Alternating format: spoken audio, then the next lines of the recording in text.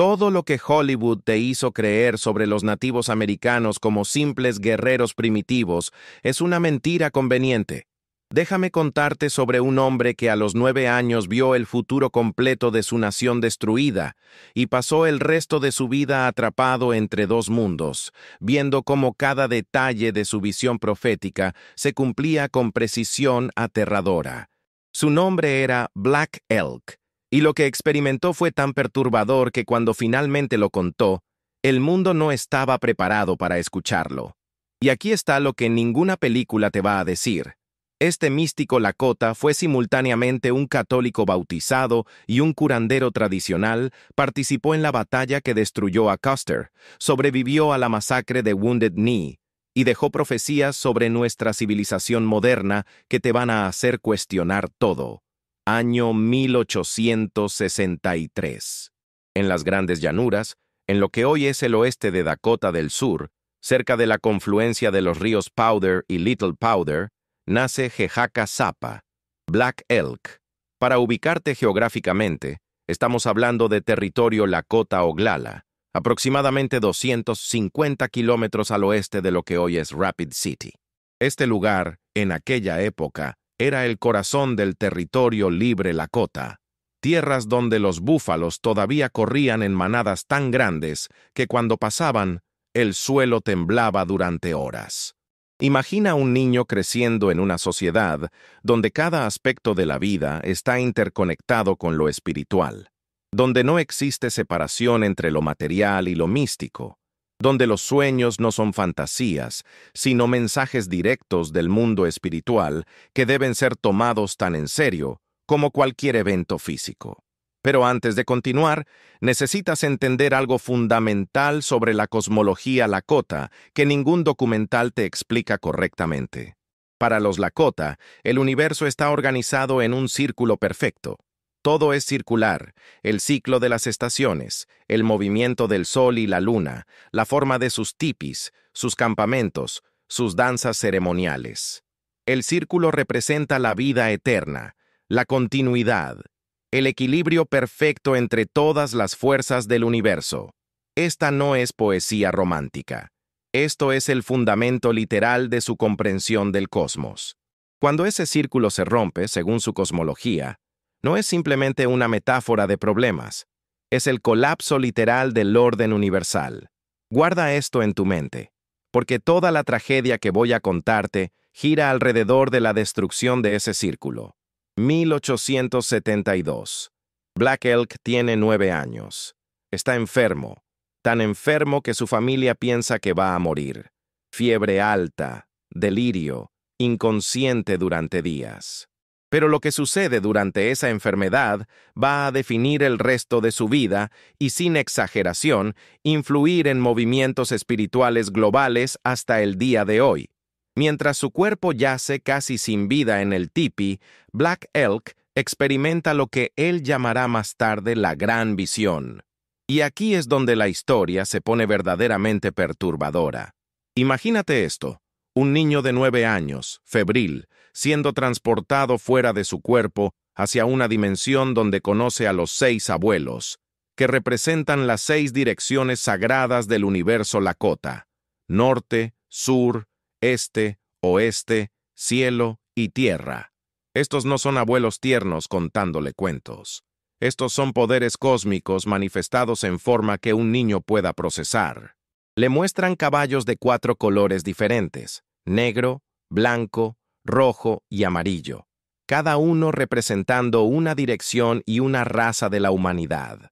Le dan poderes: una copa de agua que representa el poder de dar vida, un arco que representa el poder de destruir, y una pipa sagrada que representa el poder de unir. Pero aquí está lo que te va a hacer cuestionar todo. Estos poderes cósmicos le muestran explícitamente el futuro. Le muestran a su pueblo marchando hacia una montaña donde el aro sagrado de la nación se romperá. Le muestran un caballo azul, demacrado y enfermo, que representa a su pueblo en el futuro. Le muestran el árbol sagrado de su nación floreciendo y luego muriendo. Le muestran violencia, hambre, destrucción cultural completa, Todo esto a un niño de 9 años que no tiene contexto para entender completamente lo que está viendo, pero que registra cada detalle con claridad fotográfica. Y aquí viene el giro que cambia todo. Cuando Black Elk despierta de esta visión después de 12 días, no se lo cuenta a nadie. Un niño de 9 años acaba de recibir lo que cualquier sociedad indígena consideraría la visión profética más importante de su generación y tiene tanto miedo de lo que vio que se queda callado durante años. ¿Por qué? Porque vio algo que ningún niño debería ver. Vio el apocalipsis completo de su civilización, y en la cosmología Lakota, ver el futuro significa aceptar la responsabilidad de intentar cambiarlo, o al menos preparar a tu pueblo para lo que viene. Para dimensionar esto en términos que puedas entender, imagina que a los 9 años tienes una experiencia donde entidades que representan las fuerzas fundamentales del universo te muestran exactamente cómo tu familia, tu ciudad, tu país, toda tu civilización va a ser destruida. No de manera abstracta, sino con detalles específicos. Ves los símbolos, ves los colores, ves las imágenes que más tarde reconocerás cuando estén sucediendo. Y luego tienes que vivir el resto de tu vida sabiendo lo que viene, viendo las señales cumplirse una por una, sin poder hacer nada para detenerlo. Eso es lo que Black Elk vivió. Eso es el peso que cargó desde los 9 años. Documentos antropológicos modernos que analizan la visión de Black Elk desde perspectivas psicológicas, espirituales e históricas, coinciden en algo perturbador: la precisión de su visión respecto a eventos que ocurrieron décadas después. Esto plantea preguntas incómodas. O bien estamos ante un caso genuino de precognición, algo que la ciencia moderna no puede explicar, o bien la memoria humana tiene capacidades de reconocimiento de patrones tan avanzadas que un niño de 9 años pudo procesar señales sutiles de su sociedad y predecir con exactitud el colapso cultural que venía. Cualquiera de las dos explicaciones es perturbadora a su manera, pero Black Elk no es solo un visionario pasivo. A los 13 años, comienza a entender que debe actuar según su visión. Y aquí es donde entra uno de los aspectos más malinterpretados y fascinantes de la espiritualidad Lakota. Black Elk se convierte en Heyoka. Si alguna vez viste referencias a esto en películas o documentales, probablemente lo simplificaron como un payaso sagrado y te dieron la impresión de que es algo pintoresco. Déjame destruir esa idea ahora mismo. Los Heyoka son absolutamente aterradores dentro del contexto cultural Lakota. Ser Heyoka significa que recibiste una visión del ser del trueno, Wakinyan, y ahora estás obligado a vivir tu vida al revés de las normas sociales. No es una elección, es una obligación espiritual que viene con consecuencias cósmicas si la rechazas. ¿Qué significa esto en práctica? Los Heyoka caminan hacia atrás, montan caballos al revés, dicen lo contrario de lo que quieren decir, se bañan en agua helada en invierno y sudan en verano vestidos con pieles. En ceremonias importantes, mientras todos están solemnes, el Heyoka actúa de manera ridícula. Mientras todos lloran, el Heyoka ríe. Cuando algo es hermoso, el Heyoka dice que es feo. Hollywood te vendió la imagen del sabio indígena sereno y místico. La realidad es que Black Elk, en su rol de Heyoka, tenía que comportarse como un lunático disruptivo en los momentos más sagrados. Y aquí está lo que nadie te explica. Esto no es irreverencia, es lo opuesto. Los Lakota entendían algo profundo sobre la naturaleza de la realidad que nuestra cultura ha olvidado. Entendían que la verdad suprema a menudo es paradójica, que lo sagrado puede manifestarse a través de lo profano, que romper las reglas puede ser la forma más alta de seguirlas. El Heyoka es alguien que vive en el umbral entre mundos, que puede ver verdades que otros no ven precisamente porque se niega a aceptar las ilusiones consensuadas de la sociedad. Piénsalo así. En una sociedad que se está autodestruyendo, siguiendo patrones tradicionales, ¿quién es más sabio? ¿El que sigue las reglas que conducen al desastre? ¿O el que hace todo al revés señalando la locura de las normas? Black Elk vivió esto. Como Heyoka, estaba obligado a ser el espejo que mostraba las contradicciones de su sociedad. Era el que decía verdades incómodas disfrazadas de humor. Era el recordatorio constante de que la realidad es más compleja que nuestras categorías mentales simples. 1876. Black Elk tiene 13 años. 22 de junio.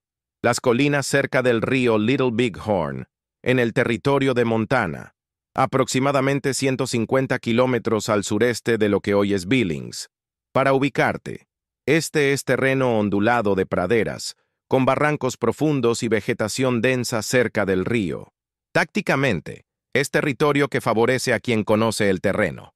Y aquí sucede uno de los eventos más mitificados y malinterpretados del viejo oeste, la batalla de Little Bighorn.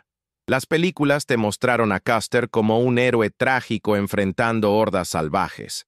Documentos militares estadounidenses de la época y testimonios Lakota cuentan una historia completamente diferente. George Armstrong Custer, con aproximadamente 600 hombres del 7º de Caballería, ataca un campamento que alberga entre 2.500 y 8.000 indígenas de múltiples tribus: Lakota, Cheyenne, Arapaho. Para dimensionar esto, Custer está atacando una población equivalente a una ciudad pequeña de la época, con al menos entre 800 y 1.800 guerreros experimentados. Desde un punto de vista táctico-militar, esto es suicida. Pero aquí está lo que ningún documental mainstream te cuenta. Black Elk estaba ahí. A los 13 años participó en su primera batalla importante. Según su propio testimonio, dado décadas después, él y otros jóvenes guerreros llegaron durante las etapas finales de la batalla. Lo que vio ese día lo marcó para siempre. No vio la batalla gloriosa que Hollywood imagina. Vio hombres desesperados siendo masacrados sistemáticamente porque su comandante cometió errores tácticos tan graves que cualquier cadete de academia militar los identificaría como ejemplos de lo que no hacer. Estratégicamente, Custer tenía 3 opciones claras: esperar refuerzos que venían en camino con el mayor Reno y el capitán Bentín, reconocer el terreno adecuadamente antes de atacar, o retirarse y reagruparse. Eligió la peor opción posible: dividir su fuerza en 3 columnas y atacar inmediatamente sin inteligencia adecuada sobre el tamaño del campamento enemigo. Militarmente hablando, Custer violó principios básicos de combate que se enseñaban en West Point. Nunca dividas tu fuerza frente a un enemigo de tamaño desconocido. Nunca ataques sin reconocimiento. Nunca subestimes a tu oponente. Las armas también cuentan una historia que Hollywood ignora. Los soldados del 7º de Caballería tenían rifles Springfield de un solo tiro calibre 45-70. Buenos rifles, pero con una cadencia de fuego de aproximadamente 10 a 12 disparos por minuto para un tirador entrenado. Los guerreros Lakota y Cheyenne tenían una mezcla. Algunos tenían rifles Winchester de repetición que podían disparar 15 veces sin recargar. Otros tenían arcos que en manos expertas podían disparar 20 flechas por minuto, y todos tenían conocimiento íntimo del terreno. En papel, esto ya favorece a los defensores. En práctica, fue una masacre unilateral. Black Elk recordó décadas después detalles específicos: el polvo levantado por miles de caballos, el sonido ensordecedor de disparos reverberando en los barrancos, el olor a pólvora mezclado con sangre. Pero lo que más lo marcó fue algo diferente. Vio la locura de los soldados en sus momentos finales. Vio hombres disparándose entre ellos por pánico. Vio oficiales perdiendo completamente el control. Vio la desintegración total de la disciplina militar. Y para un niño de 13 años que ya había tenido visiones del colapso de su propia civilización, ver el colapso de otra fue una lección profunda sobre la fragilidad de todas las estructuras humanas. Arqueólogos excavaron el campo de batalla extensivamente en 1984. El análisis balístico de las balas encontradas confirmó algo perturbador. Muchos soldados murieron por fuego amigo. Los casquillos de balas encontrados muestran que los soldados del 7º de Caballería estaban disparando en todas direcciones, sin formación táctica coherente. Esto no fue una batalla heroica de último momento, fue pánico total. Los expertos en balística moderna que analizaron la evidencia concluyeron que la batalla completa para el grupo de Custer probablemente duró menos de una hora, posiblemente solo 30 minutos. 268 soldados muertos en media hora de caos absoluto. Pero para Black Elk, Little Bighorn no fue una victoria, fue una confirmación. En su visión, había visto a su pueblo peleando batallas que ganarían, pero que eventualmente los conducirían a la destrucción. Ganar esta batalla, matar a Custer, se convirtió en la justificación que el gobierno estadounidense necesitaba para intensificar la campaña de exterminio. Sitting Bull, Crazy Horse, todos los líderes que habían coordinado la victoria en Little Bighorn se convirtieron en enemigos públicos número 1. La propaganda estadounidense transformó la incompetencia militar de Custer en martirio heroico y usó eso para justificar políticas cada vez más brutales contra los Lakota. Y aquí está lo que debes entender. Black Elk vio esto venir. No solo la batalla, sino las consecuencias. Su visión le había mostrado que su pueblo pelearía y ganaría batallas, pero que esas victorias los llevarían más cerca de su destrucción final. Imagina vivir con ese conocimiento. Cada victoria se siente como otro paso hacia el desastre inevitable. Es una forma de tortura psicológica que pocos pueden comprender. Los años siguientes son un torbellino de eventos que cumplen la visión de Black Elk con precisión aterradora. 1877. Crazy Horse se rinde y es asesinado. 1881. Sitting Bull se rinde después de años en Canadá. Los búfalos que una vez oscurecían las llanuras están siendo sistemáticamente exterminados, no por necesidad, sino como política deliberada. Documentos del gobierno estadounidense de la época son explícitos sobre esto. Matar los búfalos es matar la base económica y cultural Lakota. El general Philip Sheridan lo dijo sin rodeos. Los cazadores de búfalos han hecho más en los últimos 2 años para resolver el problema indio que todo el ejército regular en los últimos 30 años. Están destruyendo la comisaría de los indios. Para dimensionar esto, en 1870 había aproximadamente 10 millones de búfalos en las grandes llanuras. En 1883 quedaban menos de 1,000. 10 millones a menos de 1,000 en 13 años. Esto no es caza. Esto es exterminio industrial. Y cada búfalo muerto es otro hilo del círculo sagrado rompiéndose. Black Elk, ahora en sus 20s, intenta encontrar formas de usar los poderes que recibió en su visión.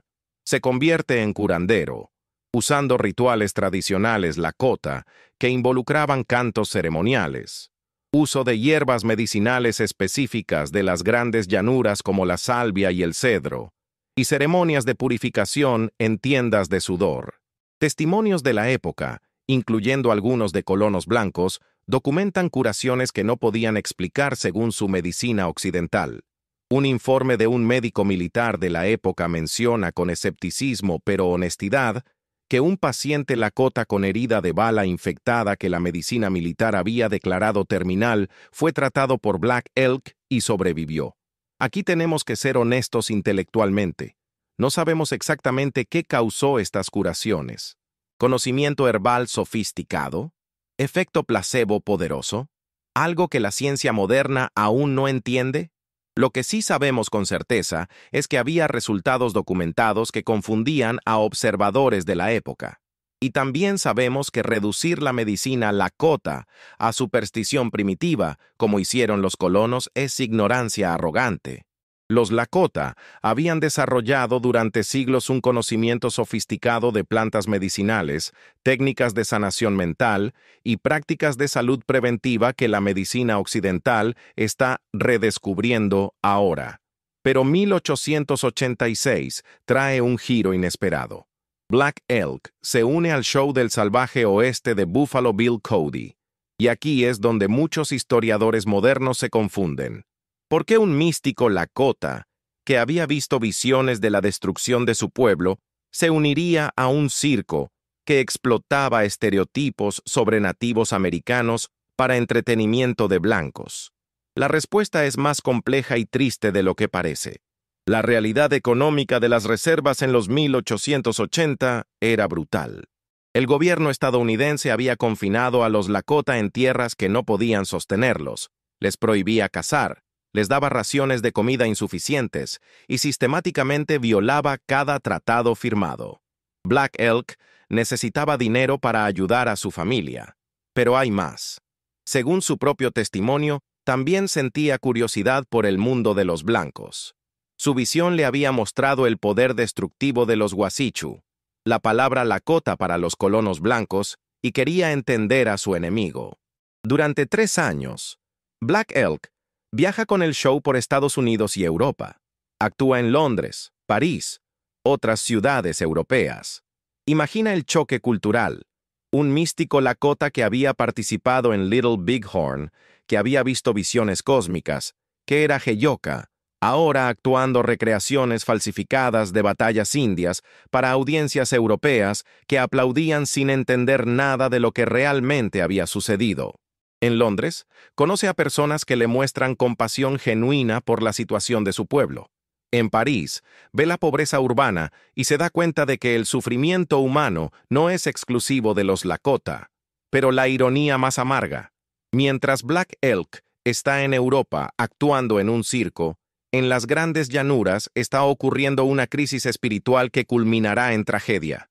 Un nuevo movimiento religioso está surgiendo, la danza de los espíritus.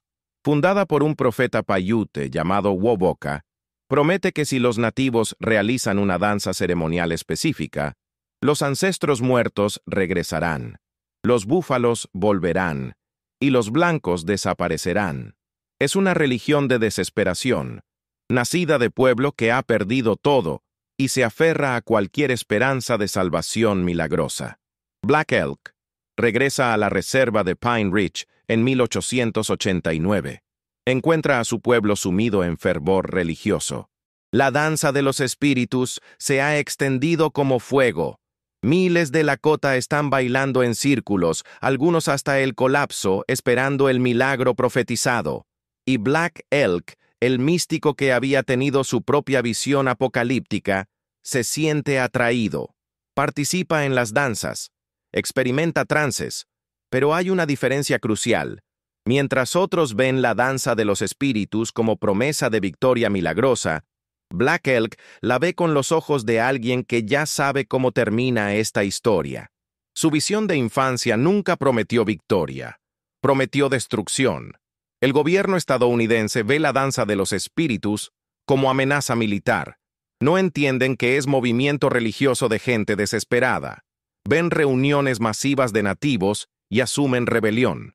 Tropa adicional es enviada a las reservas. Tensión aumenta exponencialmente. Y entonces viene el evento que Black Elk había visto en su visión 25 años antes. Wounded Knee, 29 de diciembre de 1890. Wounded Knee Creek, Dakota del Sur, aproximadamente 30 kilómetros al noreste de Pine Ridge. El terreno es relativamente plano con algunas depresiones naturales, temperatura bajo cero, nieve en el suelo. Tácticamente, es sitio sin ventajas defensivas significativas para ningún lado. 350 Lakota, en su mayoría mujeres, niños y ancianos del grupo de Bigfoot, están rodeados por aproximadamente 500 soldados del 7º de Caballería, la misma unidad que fue destruida en Little Bighorn. Los soldados tienen 4 cañones Hotchkiss montados en las colinas circundantes. Estos cañones podían disparar 43 proyectiles explosivos por minuto. No es configuración de control de multitud, es configuración de masacre. Lo que sucedió en Wounded Knee es debatido hasta hoy en detalles específicos, pero el panorama general está claro. Durante un intento de desarmar a los Lakota, un disparo suena. Nadie sabe con certeza quién disparó primero. Lo que sigue es caos absoluto. Los soldados abren fuego indiscriminadamente. Los cañones Hotchkiss comienzan a disparar proyectiles explosivos sobre el campamento. Los Lakota, la mayoría desarmados, corren buscando cualquier cobertura. Algunos guerreros intentan defenderse con armas ocultas o arcos. Es inútil. Black Elk estaba a aproximadamente 5 kilómetros de distancia cuando comenzó la masacre. Escuchó los disparos. Cabalgó hacia allí tan rápido como pudo con otros guerreros Lakota de reservas cercanas. Cuando llegaron, la batalla principal había terminado. Lo que encontraron fue infierno en la tierra, cuerpos por todas partes, hombres, mujeres, niños, incluso bebés. Algunos habían sido perseguidos por kilómetros y asesinados lejos del campamento original.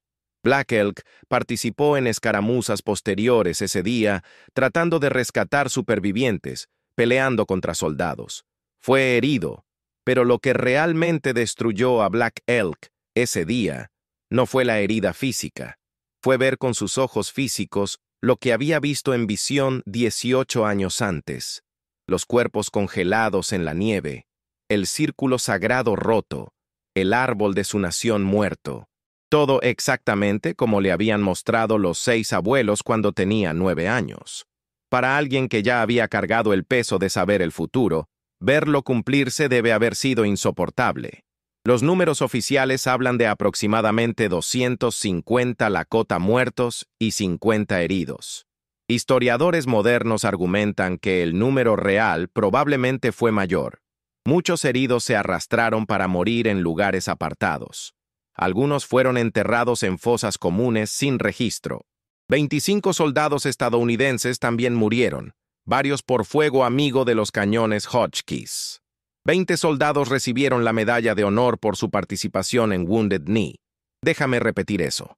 El ejército estadounidense otorgó su más alta condecoración militar a soldados que participaron en la masacre de mujeres y niños desarmados. Y aquí está lo que te va a hacer cuestionar todo lo que piensas sobre justicia histórica. Wounded Knee oficialmente nunca fue llamada masacre por el gobierno estadounidense durante más de 100 años. Fue reportada como batalla. Solo en años recientes, algunos libros de historia estadounidenses comenzaron a llamarla correctamente masacre. La propaganda funciona ocultando el lenguaje. Si llamas masacre batalla, puedes justificar medallas. Si llamas exterminio cultural civilización, puedes justificar genocidio. Black Elk cayó en depresión profunda después de Wounded Knee. Sentía que había fallado. Los poderes que le fueron dados en su visión, ¿para qué habían servido? No había salvado a su pueblo. No había evitado la tragedia. El círculo estaba roto.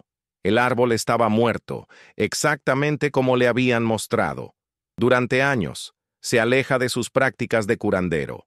El trauma de ver tu visión profética cumplirse de la manera más horrible posible es algo que ninguna persona debería experimentar. Pero entonces viene otro giro inesperado. 1904, Black Elk se convierte al catolicismo. Es bautizado con el nombre de Nicholas. Y aquí es donde la mayoría de los historiadores cometen un error fundamental. Asumen que esto fue rendición cultural, que Black Elk abandonó sus creencias Lakota. La realidad documentada por cartas, testimonios y prácticas posteriores es muchísimo más compleja y fascinante. Black Elk nunca dejó de ser Lakota. Nunca dejó de realizar ceremonias tradicionales. Nunca dejó de usar sus poderes de curandero. Lo que hizo fue algo que la mente occidental tiene dificultad de comprender. Integró ambas tradiciones. Para Black Elk, Jesucristo y Wakantanka, el gran espíritu Lakota, no eran contradictorios.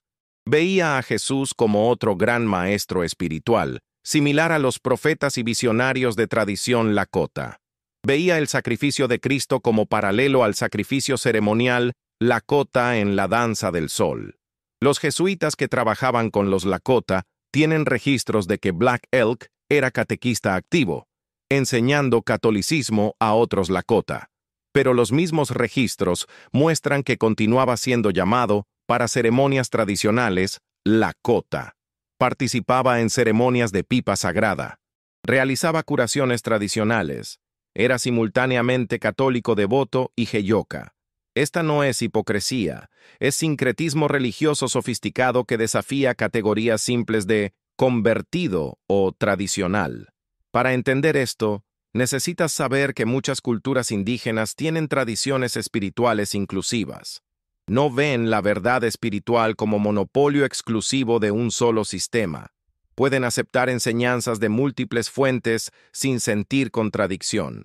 El concepto occidental de religión exclusiva, donde aceptar una verdad significa rechazar todas las otras, es relativamente único. Black Elk simplemente estaba operando según paradigma espiritual Lakota que permitía verdades múltiples coexistiendo. Pero la razón por la que el mundo conoce a Black Elk no es por su trabajo como catequista o curandero. Es por un libro, Black Elk Speaks, publicado en 1932. Y aquí es donde las cosas se ponen realmente complicadas y polémicas. Un poeta blanco llamado John Neihardt viaja a la reserva de Pine Ridge en 1931. Está investigando para un poema épico sobre las guerras indias. Escucha sobre Black Elk. Lo visita. Black Elk, ahora con 68 años, decide contar su historia. Durante semanas, Black Elk cuenta su vida a Neihardt. Pero hay problema fundamental. Black Elk habla Lakota. Su hijo Ben traduce al inglés para Neihardt, y luego Neihardt escribe la historia en primera persona como si fuera Black Elk hablando directamente. Son dos capas de traducción y reinterpretación. Neihardt no es antropólogo entrenado. Es poeta romántico con sus propias ideas sobre espiritualidad indígena. El resultado es libro que es simultáneamente documento histórico invaluable y texto profundamente problemático. Black Elk Speaks se convierte en uno de los libros más influyentes sobre espiritualidad nativa jamás publicado. Movimientos de la nueva era lo adoptan. Hippies en los 60 lo leen buscando sabiduría alternativa. Activistas indígenas lo usan como texto de resistencia cultural. Hasta el día de hoy, es referencia fundamental para cualquiera interesado en espiritualidad Lakota. Pero aquí está el problema que pocos mencionan. Estudios académicos modernos que comparan las notas originales de las entrevistas con el texto publicado encuentran diferencias significativas. Neihardt editó, reordenó, embellecró, eliminó toda referencia al catolicismo de Black Elk, presentándolo únicamente como místico Lakota tradicional. Añadió lenguaje poético que hace el texto más dramático pero menos preciso. La visión de Black Elk en el libro es más ordenada, más clara, más literaria que las transcripciones originales de las entrevistas donde Black Elk vacila, se contradice, lucha por explicar experiencias que trascienden lenguaje. El libro presenta a Black Elk como profeta trágico de nación moribunda. Las transcripciones muestran hombre más complejo, simultáneamente tradicionalista y católico, traumatizado pero resiliente, místico pero práctico. Y aquí está lo que realmente debería molestarnos. Black Elk Speaks nunca fue traducido completamente al Lakota hasta finales del siglo XX. El libro que supuestamente representa la voz auténtica de un santo hombre Lakota fue inaccesible en su propio idioma para su propio pueblo durante décadas. Fue consumido principalmente por blancos buscando romanticismo espiritual, no por Lakota buscando preservar su herencia. Esto es colonialismo cultural en su forma más irónica. Apropiarse de la voz indígena mientras se excluye a los indígenas reales de la conversación. Pero sería injusto decir que el libro no tiene valor. A pesar de todas sus limitaciones, Black Elk Speaks preservó elementos de la visión y enseñanzas de Black Elk que de otra manera se habrían perdido. Y el propio Black Elk participó voluntariamente. Según testimonios de su familia, Black Elk quería que su historia se contara. Sentía que era su deber final compartir sus visiones con el mundo, incluso si eso significaba trabajar a través de intermediarios blancos imperfectos. Era un hombre de 70 años viendo a los últimos miembros de su generación morir, sabiendo que si no contaba su historia ahora, moriría con él. El concepto central que Black Elk compartió, y que resuena hasta hoy, es la imagen del círculo roto. En su visión, vio el aro sagrado de su nación quebrado y el árbol sagrado muerto. Esta metáfora se ha convertido en símbolo poderoso mucho más allá de la cultura lakota. Representa la ruptura de armonía, la destrucción de equilibrio, el colapso de sistemas que una vez sostuvieron la vida. Y aquí está lo que hace esta metáfora tan potente. Es universal. No habla solo de la tragedia lakota. Habla de cualquier sociedad que rompe su conexión con las fuentes fundamentales de significado y equilibrio. Black Elk describió cómo el círculo representa la vida eterna, porque todo en la naturaleza funciona en círculos. La Tierra es redonda, las estaciones giran, el día y la noche se repiten, la vida nace, crece, muere y renace. Pero la civilización blanca, según su observación, opera en líneas rectas, cercas rectas dividiendo la tierra, caminos rectos cortando las praderas, edificios cuadrados reemplazando tipis circulares. No era simple observación arquitectónica, era crítica filosófica profunda sobre cosmovisiones incompatibles. Una cultura circular ve todo como interconectado, eterno, cíclico. Una cultura lineal ve progreso, conquista, destino manifiesto en línea recta hacia adelante. Para dimensionar el poder de esta metáfora, movimientos ambientalistas modernos, activistas de derechos indígenas, pensadores ecológicos, todos han adoptado la imagen del círculo roto de Black Elk como representación de nuestra crisis civilizacional contemporánea. Cuando hablan de romper el ciclo de la naturaleza, de destruir ecosistemas, de perder conexión con la Tierra, están usando conceptualmente el marco que Black Elk articuló. Su visión de un niño de 9 años en las llanuras de Dakota en 1872 se ha convertido en lenguaje simbólico para diagnosticar los problemas de la civilización global en el siglo XXI. Pero Black Elk no solo hablaba en metáforas. Hacia el final de su vida, hizo observaciones específicas sobre el futuro de la sociedad estadounidense y occidental que son perturbadoramente relevantes hoy. Advertía que una sociedad que solo busca poder y riqueza material, que destruye su conexión con la tierra, que olvida lo sagrado, eventualmente se autodestruirá. No hablaba de juicio divino. Hablaba de consecuencias inevitables de vivir fuera de equilibrio con la realidad fundamental. En conversaciones registradas con visitantes en sus últimos años, Black Elk expresaba preocupación específica por lo que veía como adoración de dinero y poder en la sociedad blanca. Observaba cómo los Wasichu trabajaban constantemente, nunca satisfechos, siempre queriendo más, destruyendo la tierra en proceso. Contrastaba esto con la forma lakota tradicional, donde se tomaba solo lo necesario, se agradecía por lo recibido y se mantenía equilibrio. No estaba romantizando el pasado lakota. Los lakota también tenían guerras, problemas, injusticias, pero había diferencia fundamental en la relación con la tierra y con la idea de suficiencia. Y aquí está lo que debería hacerte pensar. Black Elk murió en 1950. 70 años después, vivimos en crisis climática global, desigualdad económica extrema, epidemia de ansiedad y depresión en sociedades más ricas materialmente de la historia, y colapso de ecosistemas a escala planetaria. Sus advertencias no eran superstición primitiva, eran observación lúcida de hacia dónde conduce cierto tipo de civilización. Pero Black Elk nunca perdió esperanza completamente. En sus últimos años, hablaba de posibilidad de que el círculo pudiera ser reparado. No con regreso imposible al pasado, sino con reconexión consciente con principios fundamentales de equilibrio, reciprocidad y respeto por lo sagrado. Hablaba de cómo todas las razas de la humanidad, representadas por los caballos de 4 colores en su visión, eventualmente tendrían que encontrar forma de vivir en armonía o perecer juntos. Esta era visión notable para hombre que había vivido lo que Black Elk vivió. Había visto su civilización destruida. Había participado en batallas que mataron enemigos. Había sobrevivido masacre.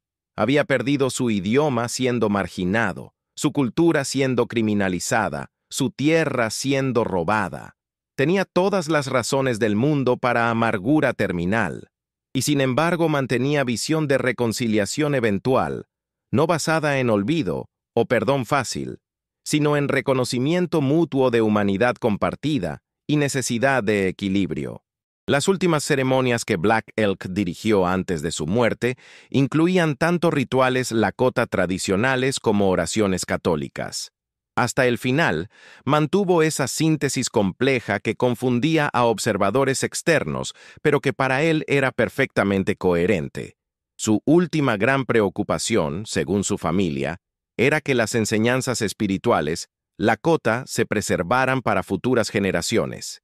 Quería que los jóvenes Lakota conocieran las visiones y ceremonias de sus ancestros. Pero también quería que aprendieran a vivir en mundo moderno sin perder su identidad fundamental. Black Elk murió el 17 de agosto de 1950 en la reserva de Pine Ridge. Tenía 87 años. Su muerte fue marcada por ceremonias tanto católicas como tradicionales Lakota.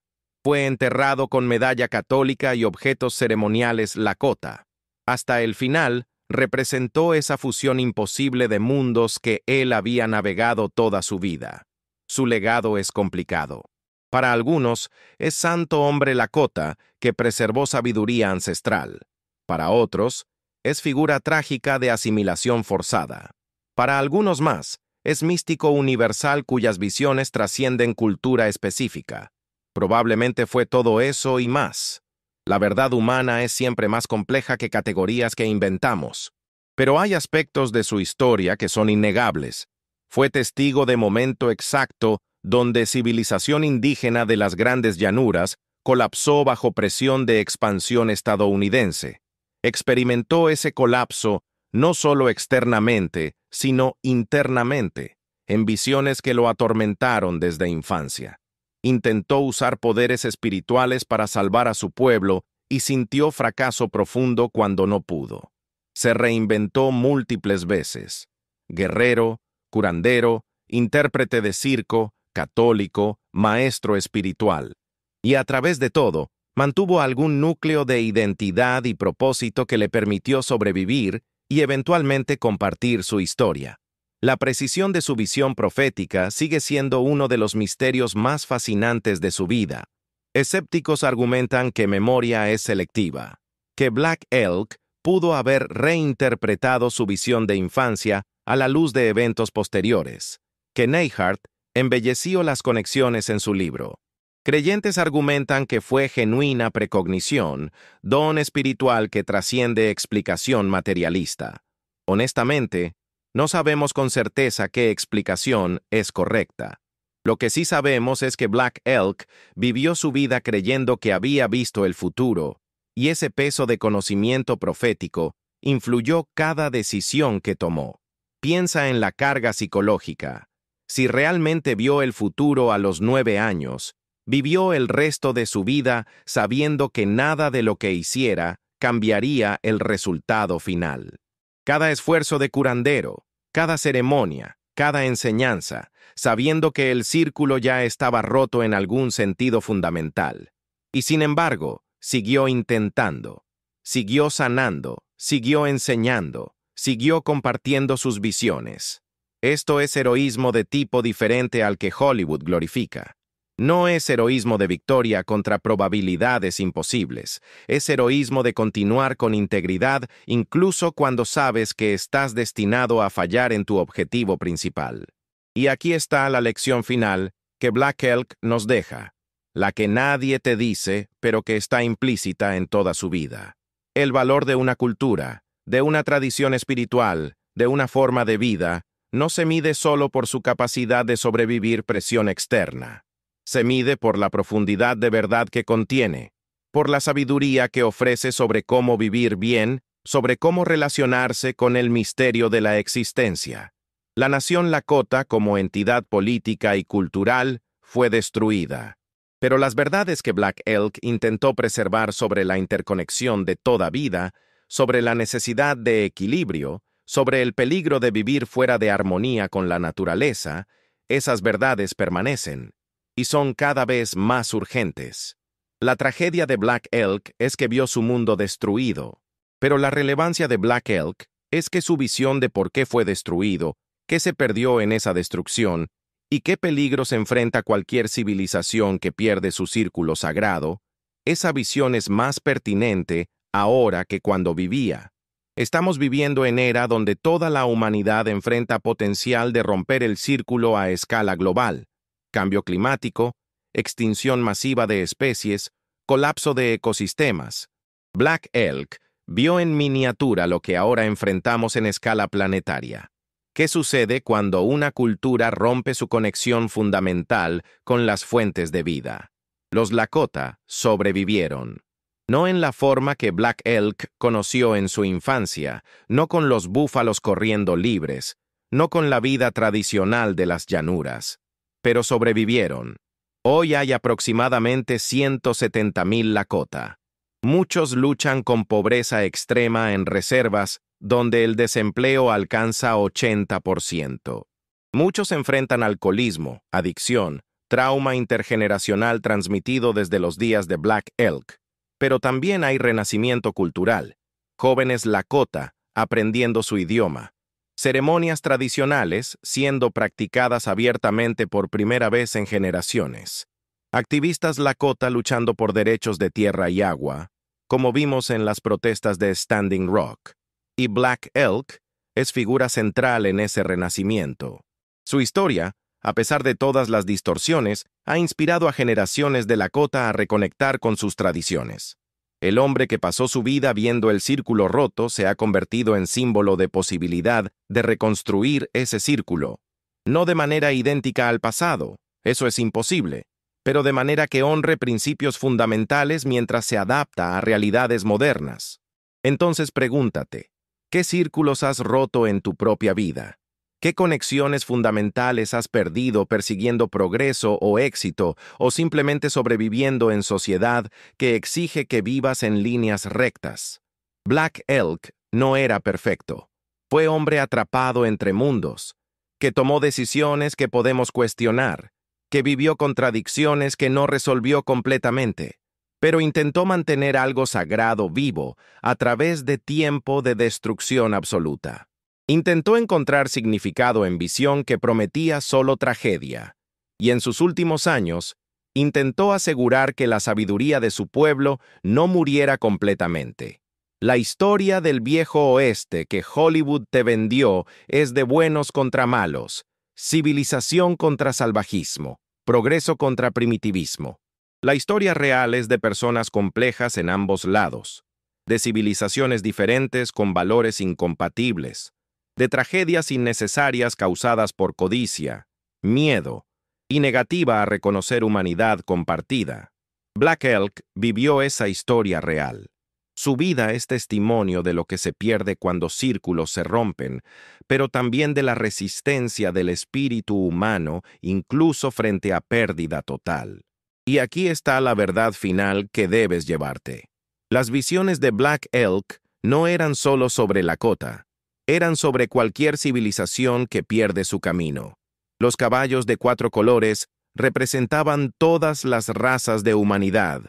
El círculo roto representa cualquier sociedad que abandona equilibrio fundamental. El árbol muerto representa cualquier cultura que corta sus raíces espirituales. Vivimos en tiempo donde toda la humanidad enfrenta elección similar a la que enfrentaron los Lakota. Adaptarse manteniendo lo esencial o perecer aferrándose a lo insostenible. Black Elk no pudo salvar su nación, pero sus visiones, preservadas imperfectamente a través de ese libro problemático y las tradiciones orales Lakota que continúan, ofrecen advertencia y guía para nuestra propia era de círculos rotos. No es sabiduría mística abstracta. Es observación lúcida de qué sucede cuando civilización pierde contacto con verdades fundamentales sobre cómo vivir en equilibrio con la tierra y entre nosotros. La verdadera profecía de Black Elk no fue solo que su nación caería, fue que cualquier nación que viva fuera de ese círculo sagrado, que tome más de lo que da, que vea la tierra como recurso a explotar en lugar de relación a honrar, eventualmente enfrentará sus propias Wounded Knee, sus propios círculos rotos, su propio árbol muerto. Y cada vez más, Mientras miras noticias sobre crisis climática, extinción de especies, colapso de ecosistemas, ¿no ves eso cumpliéndose? ¿No es exactamente lo que Black Elk advirtió? Entonces aquí está tu pregunta para reflexionar, la que Black Elk te deja aunque murió hace 74 años. ¿Qué parte del círculo sagrado estás ayudando a romper cada día? ¿Y qué vas a hacer para comenzar a repararlo? Porque la lección final de Black Elk es esta. Incluso cuando veas desastre inevitable viniendo, incluso cuando cada señal te diga que el círculo está roto y el árbol está muriendo, tu deber no es rendirte. Tu deber es seguir tratando de sanar, seguir tratando de enseñar, seguir tratando de mantener algo sagrado vivo para quienes vienen después. Esa fue la elección de Black Elk. ¿Cuál es la tuya?